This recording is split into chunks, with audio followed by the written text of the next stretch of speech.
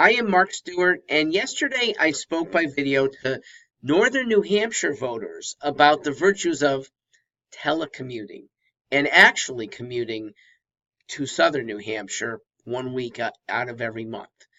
I want to go beyond that. The virtues of staying home full time, but working very well in school systems across the country. Schools that don't have good educators and need the teachers up in Northern New Hampshire and can accommodate them at least at the high school level via the internet. You don't have to move. You can do what many colleges already do. They bring in very good teachers no matter where they're based. Well, high schools should be doing that too. There are more of them. They're stuck at times with not very competent teachers, and high school salaries are really high. I'm from Connecticut, the #3 highest paying state. Well, we're having a hard time affording these teachers. You, without commuting costs from your home, could be earning a decent salary, working 180 days a year, maybe not part of a union. They don't, in the long run, get them that much in Connecticut anyway. And be educating once again. I'm a huge fan of it. I expect to run for governor 2 years from now, and you will hear this from me with fervor. For now, know that I'm in your corner, those of you who want to improve your lives and will use technology in your careers for it. I visited a good number of New Hampshire high schools, and I can attest to the diligence of most New Hampshire teachers, to the professionalism, to the care, and the knowledge that they acquire to give over to students year after year. You could teach us French coming from the North Country down in Connecticut. We would love to have more applicants from New Hampshire to help Connecticut kids. Now, let me talk about what this Connecticut resident does with maybe your support in the primaries. Let me talk about the end game, well, even the middle game for one Mark Stewart. Propelled maybe by you, you can help my campaign get traction so that your issues get heard. Now, I'm not likely to get the Democrat Party's nomination, but with some prominence, it could very well propel issues concerning Coos County, Carroll County voters. What can I potentially do for North Country voters now? Well, you can help my campaign get traction so that your issues get heard. Okay, New Hampshire for 2 months is the biggest stage in the political world. I'm not likely to get the Democrat Party's nomination, but with some prominence started by you in Coos and Belknap and Carroll counties, we could bring very good issues to the forefront. Yeah, this snowboarding, tree hugging, yet industrialist, I'm all three, candidate could very well inspire some good legislative candidates to run later this year for the State House. And that could very well help Northern New Hampshire. I'll go back and help Northern Connecticut a couple years from now. But here's the end game and the medium game. End game for Mark Stewart. Well, it starts in Northern New Hampshire, Stewartstown, of all places. I'll be campaigning there in December with your issues. Potentially, I might be your candidate. And with it, the New Hampshire primary then has one of its own in the North Country. Yes, I now live in Carroll County part-time.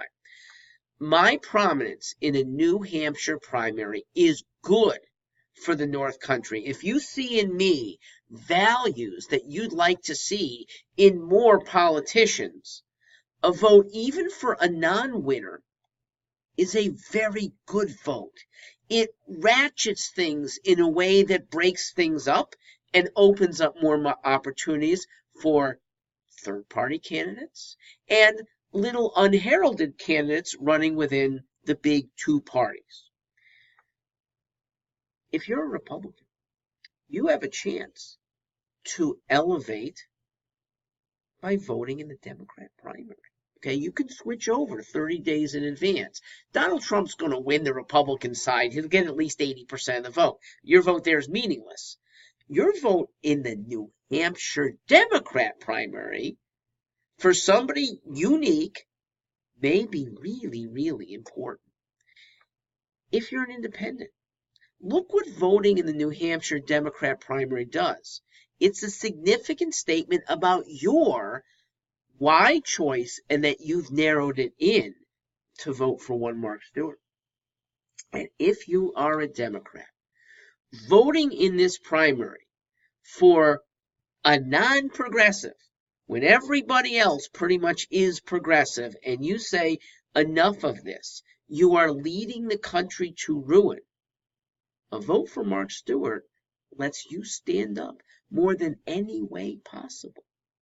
If you're a Democrat who doesn't like the way Washington does business, your vote's here.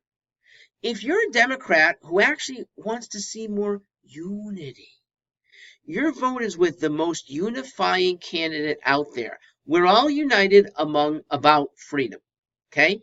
And that's what a liberty-minded person in either party, I happen to inhabit the Democrat Party, but that's the melding that I think is there for all of us. Socially liberal and fiscally conservative, I think describes at least 50% of us. And when we recognize that and have a candidate for that, it will bring forth more candidates like me and more good policies for you. This would send a message. And New Hampshire, because it comes first, a sudden entrant who rises here, not hugely, but a little bit, becomes a player for the rest of the primary season. You can make that elevation. You'll have my gratitude, and you'll be the impetus for candidates from now on to dote on the less sought after families, as I'm doing now. You deserve it. You in Northern New Hampshire, somewhat neglected by your legislature, as I mentioned in a past video, by media in this presidential campaign, you deserve more clout. I continue this way. After after New Hampshire, I move left to Vermont to campaign there in front of the Super Tuesday. That's March 3rd. And remotely, I'm going to campaign in two other states, my former home states of Colorado and California. I'm on the ballot there. That's 4 primaries. Efforts in 4 states are unlikely to win a single delegate to the Democrat convention. But so what? Their super delegates are likely to decide their nominee anyhow. If I'm in contention in a 3rd or 4th or 5th round of balloting, well, it'll be thanks to you.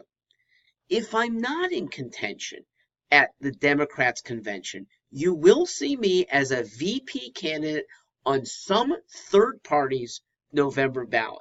I can assure that because I am creating one third party that will have my name on the VP slot. I'm looking for a president who's better than me. With a 2% showing in the New Hampshire primary, I'd be beating out some pretty seasoned government officials. Good. It shows the world what most of us already know, that government officials don't represent us well, that their seasoned time in the legislature is spent doing things that are not very helpful, compromising, spinning, paying more attention to those who give them donations. That's not a good thing on the resume. We recognize that. Media doesn't seem to recognize that yet, and you can show them. With that 2% in New Hampshire, there's cred for a third party with clout. My EPIC party will be on ballots in at least 2 states. EPIC stands for Every Politically Independent Citizen, and is open to every one of you, even if you keep your Democrat or your Republican affiliation. We don't keep you out. That's cred for establishing EPIC, but I'm also seeking the third party's VP nomination of the Libertarians and the Constitution parties. So I'm not going away in November. You will see me after the primary season. I hope you have a chance to elevate me, and I'd like you to consider it.